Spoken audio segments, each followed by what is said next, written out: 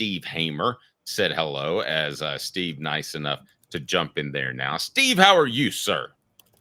Never better, gentlemen, never better. Big Orange, rainy Tuesday. You've got a monumental Titanic matchup tonight that I'm really looking forward to. Lots to talk about for sure, man, with Lady Vols and Vols, and I'm ready to jump in, man. It's a great day for basketball. If I may ask you real quick, did you go to school at the same time as Apparel?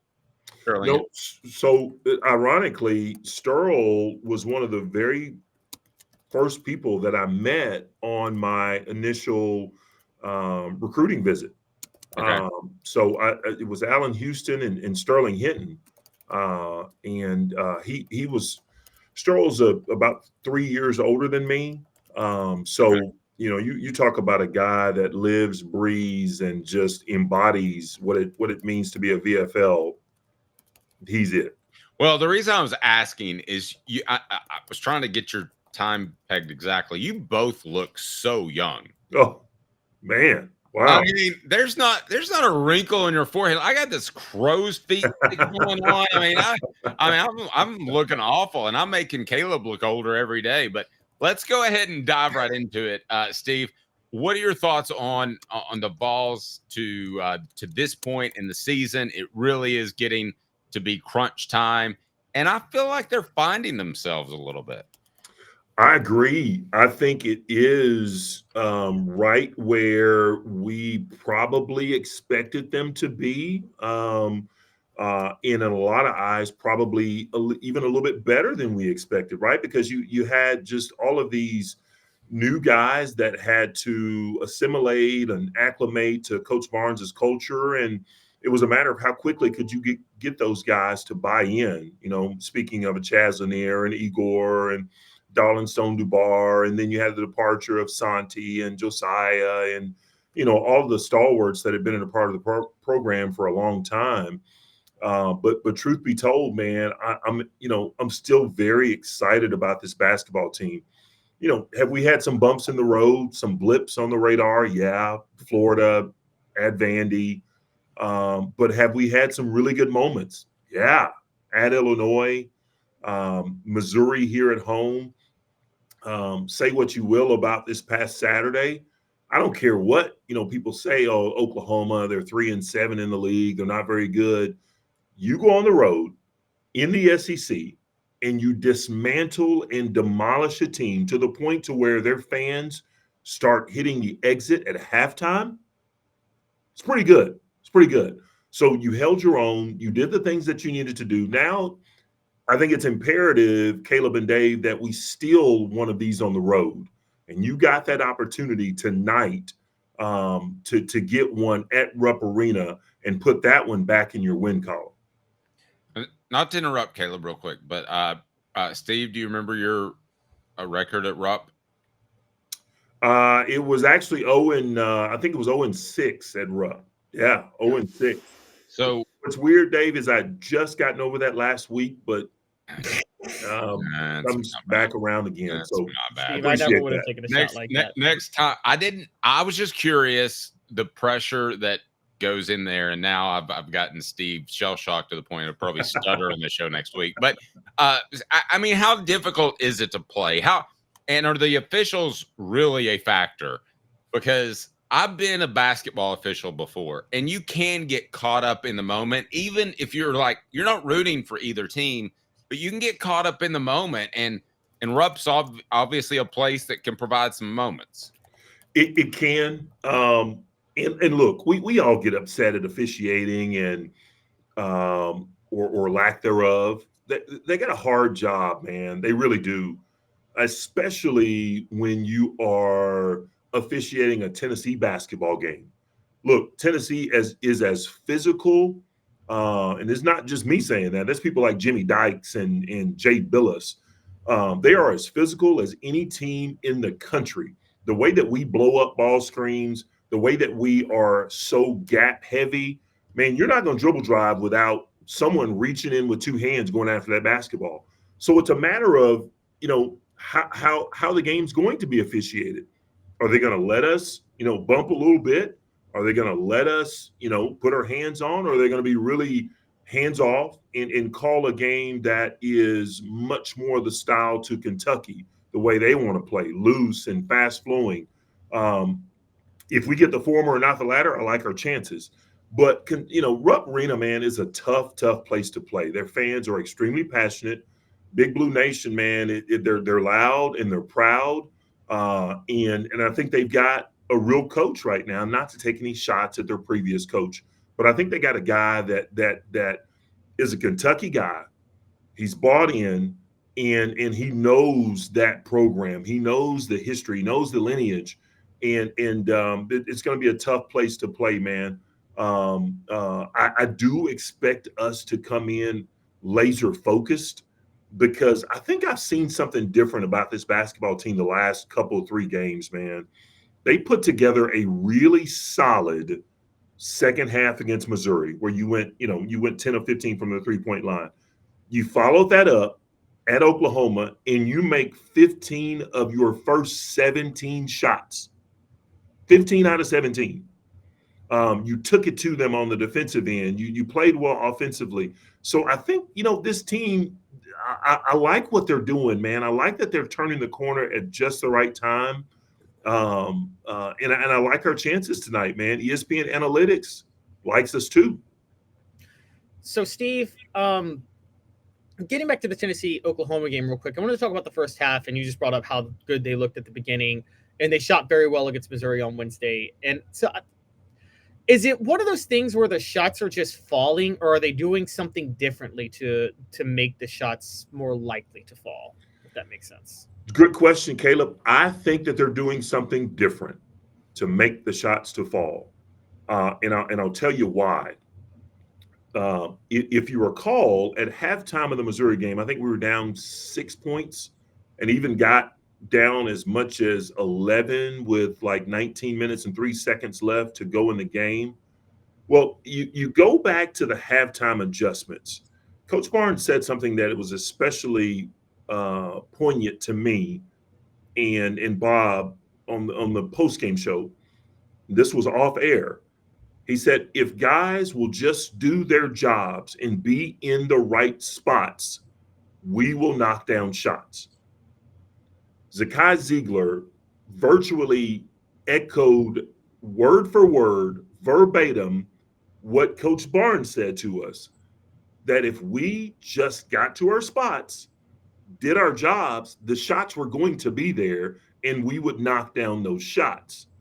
Sometimes, man, we get in the habit of waiting until about 7-8 seconds left before we start to drive and turn the corner and all that. And then all of a sudden it's, oh man, now I got to get the best shot off that I can possibly get. As opposed to, if you're where you're supposed to be when you're running the sets, we can get a shot off with 20 seconds left on the shot clock, then crash the boards, then try to get our own rebounds. So, and I'll go a little bit further. The film session before Oklahoma was not necessarily a pretty film session, man. Coach Barnes absolutely lit into them, unlike many times that I've seen him do that. I mean, he went after those guys the night before the Oklahoma game and challenged each and every one of those guys to do your job. Don't try to be hero. Don't try to do someone else's job. Do your job, and we'll walk away from this game with a victory.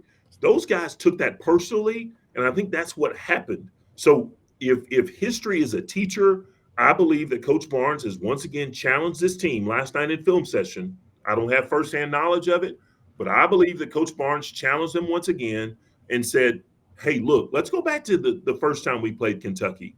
Did you do your job? Did you execute? Or did you shoot 45 threes and knock down just 11 of them? So I think he's challenged these guys once again, and I think we're going to be okay. Now that we know this team, and it's taken a while because Chaz turned into kind of more of a spot-up shooter than I thought he would be, and Igor looked a little bit lost in the middle of the season, but he's come along. there were times where Zakai Ziegler had to take over, which I don't think was in anyone's best interest. No offense to him, but it's 5'9", it's 5'9". So let me ask you this: who is Tennessee's most important player moving forward? And I'm going to go ahead and I'd like to go ahead and throw out three that I think are pretty obvious. And I'm going to say Chaz, Igor, and Zakai.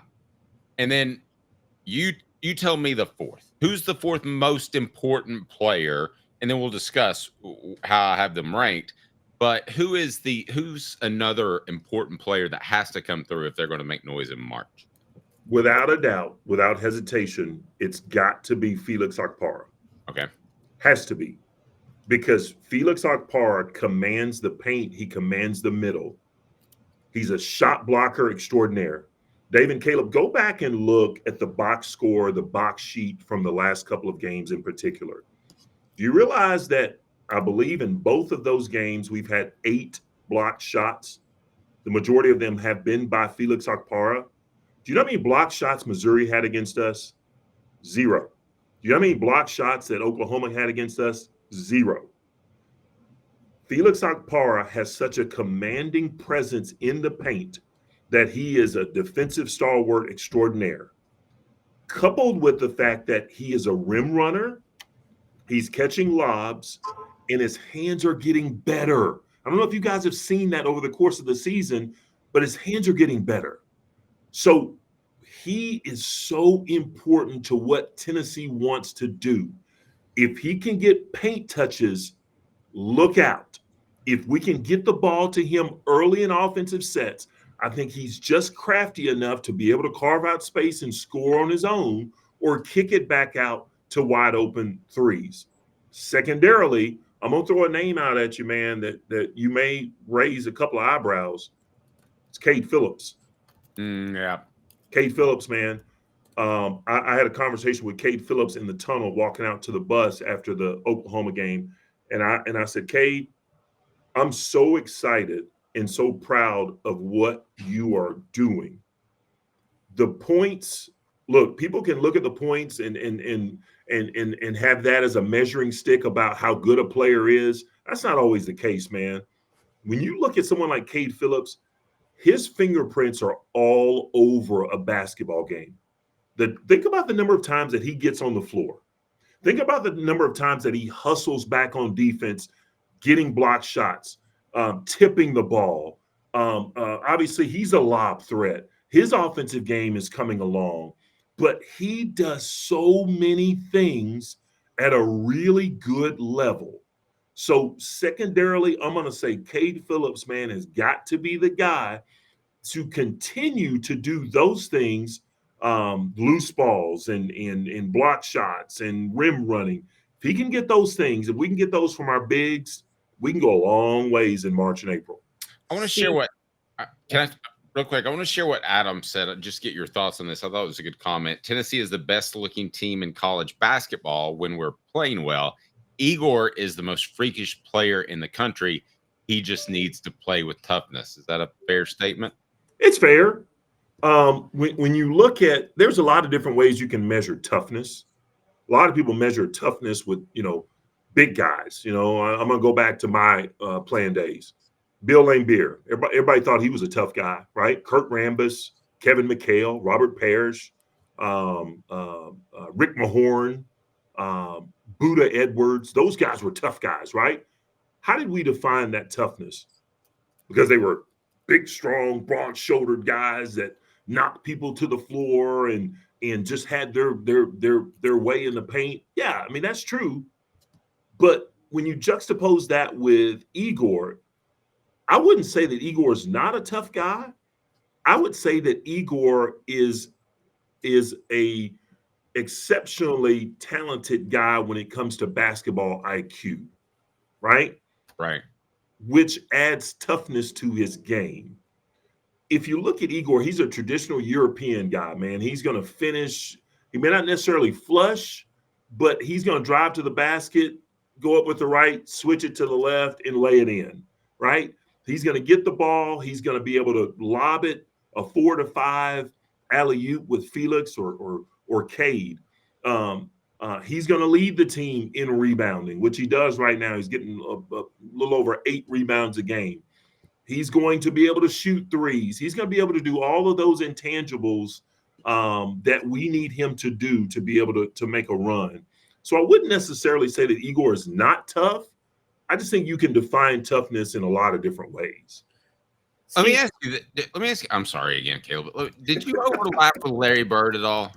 Say that again. Did you overlap with Larry Bird at all? I know he had the back issues. Yeah, Larry, when I was drafted, Larry had just taken the head coaching job of the Indiana Pacers.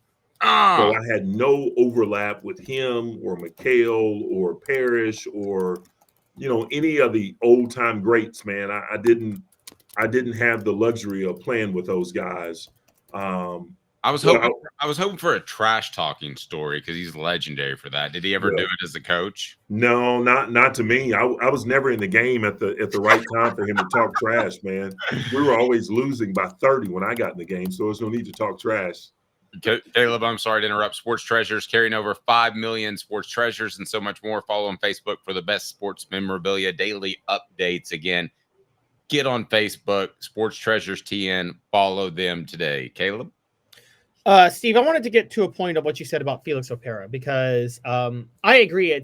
I don't think anybody covering Tennessee expected him to be an offensive threat, but it seems like he can be with certain things. And I think part of that is one of the things that Wes Rucker tweeted this a while back, and then I noticed it on Saturday. His free throw shooting's really underrated, isn't it? I know the percentage is not there, but his form and everything looks really good. And if he becomes a real threat from the free throw line and you can't foul him, how dominant can that make Tennessee inside? Yeah, I co-sign on everything that you just said, Caleb, because when he got here, he struggled a little bit.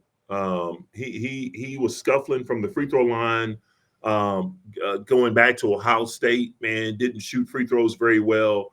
But you can tell he's worked on his craft and he's knocking free throws down. He's the type of guy that if you notice late in ball games, we're not having to take him out. We're not having to sub for him. I mean, he's in the game, right? Because coaches got belief in him that he's, go to the charity stripe and knock down some big-time free throws. So I think that just adds to his repertoire that if he gets fouled, which, he has been fouled here of late a lot, he can go to the line and knock it down. Especially, you go back to the Missouri game, that game was a lot closer than it should have been. We went up by 14 points, and because of a lack of boxing out, man, they had a 4-point play. And then, they had some threes to cut the lead down, but Felix went to the line a couple of 4 times, I believe, and went 3 out of 4 from the free throw line. So percentages are getting better and better from Felix. But then again, man, he's nowhere near, Caleb, what he can be. Nowhere near. He is by no means a polished, a finished product. He's got a lot of growth to do. And he's learning the game and understanding the game better and better because he's being coached at an elite level. So just for a little fun, who looked worse on Saturday, or who was more humiliated over the weekend? Oklahoma's defense in the first half against Tennessee, or Drake on Sunday? Okay, so I gotta go. I gotta be honest, man. I'm gonna say Oklahoma's defense, and I'll tell you why. I had firsthand knowledge of both of those. The halftime show on Sunday night, Oklahoma. I gotta be honest. I'm gonna say that at the risk of Grandpa, get off my lawn. I turned to my son about midway through that concert. My son's 20 years old.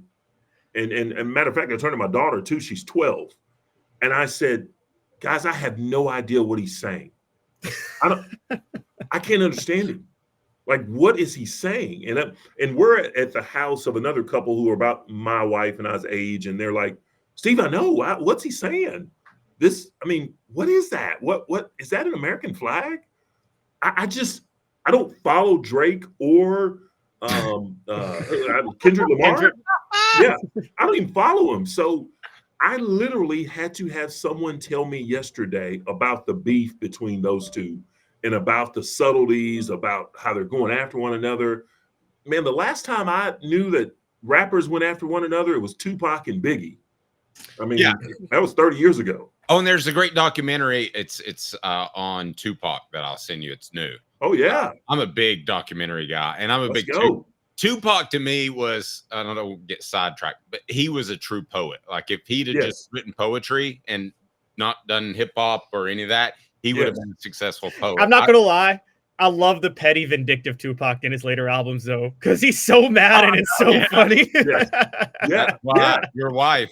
But but no, I will say this though, on the other end of the spectrum, I was asking my daughter for music to listen to while I worked out, and she sent me Kendrick Lamar, and I was like, I'm not going to like it because I like Dr. Dre and Snoop and all those guys. Yeah, I put it in, I was like, Dad, blame it, I like it. I actually, and so now my go-to when I walk in the gym is, yep, Kendrick there Lamar. You go. There you go. There you go. I'm trying to stay young like you. All right, Steve, anything else from you, Caleb? Or are we going to let Steve out of here? Nope, I am good. I'm between the Kendrick and Tupac era. Funny enough, I grew up at my time was as Southern rap was taking over in the early 2000s. So that's your that's your problem. All right, Steve, have a blessed day, sir. We appreciate you.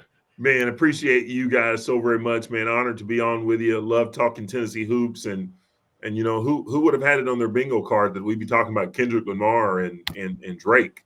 But I will say this: Drake has the what is that? Call me on my Hotline Bling. Yeah. That's it. I do know that one.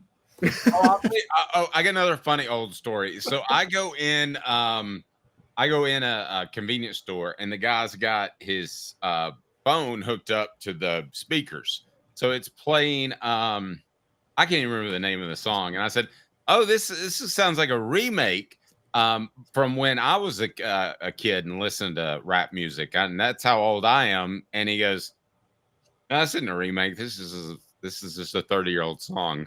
I was like, "Stop it! Stop it!" Oh my gosh, Steve, have a blessed day. We love you, man. Hey, love you guys, man. Appreciate you guys as always.